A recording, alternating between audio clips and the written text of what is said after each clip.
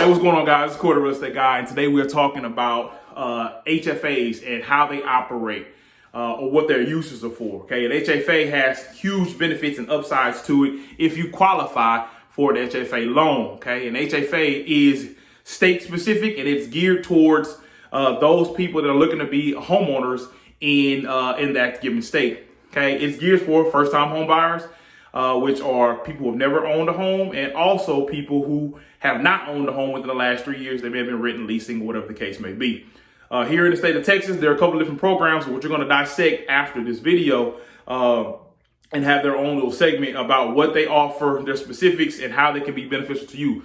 All I want to do is give you guys some value. I want to give you guys game and information on what you can have at your disposal, exposures and things that you may not know or the average person may not understand, or even a realtor who has been in the game, who has been there for a short period of time may not understand. I want to give you the best opportunity to make your home buying experience the best possible. Okay, so let's dive into it.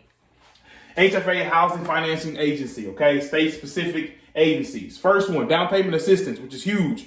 It gives you the ability to have some assistance at the upfront cost. Down payments can be large.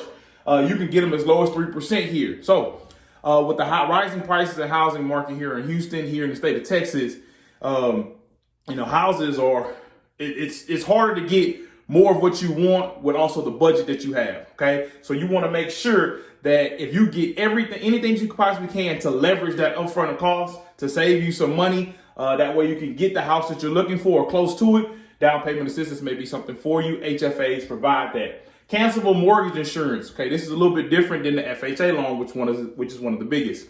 FHA loan is for the life of the loan, the mortgage insurance. You cannot get rid of it unless you refinance. Here, this is a conventional loan.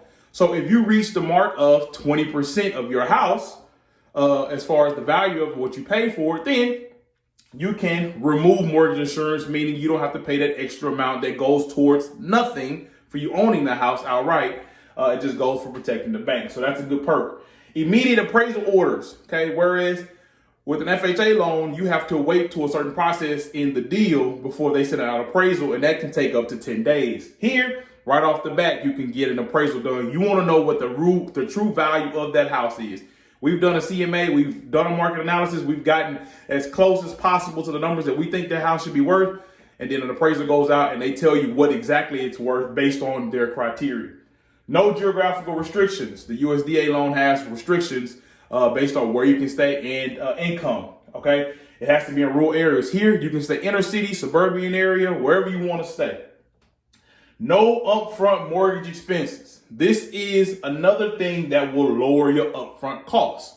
Okay, this is just a dollar amount that people sometimes aren't aware of that they're paying for at closing. It's not part of your down payment; it's your closing costs. But this money, a lot of people don't understand it, and typically they'll just roll it into your loan. So now you're paying more interest over time for this dollar amount, which is a couple $1,000. And you have no idea about it sometimes. So I want you to know upfront mortgage insurance is something that you pay at the closing table, okay? Here, there is no upfront mortgage insurance. Saves you money, saves you the headache of paying more interest over time. Low monthly mortgage insurance, okay? So there is a monthly insurance tied to it that you have to pay, but you don't have to have that expensive cost up front. Less money paid over time. So you have typically a lower monthly payment, giving you the flexibility to buy more house, okay? Some of the programs that we're going to discuss: the Texas Department of Housing and Communication Affairs, okay, or Community Affairs, I'm sorry.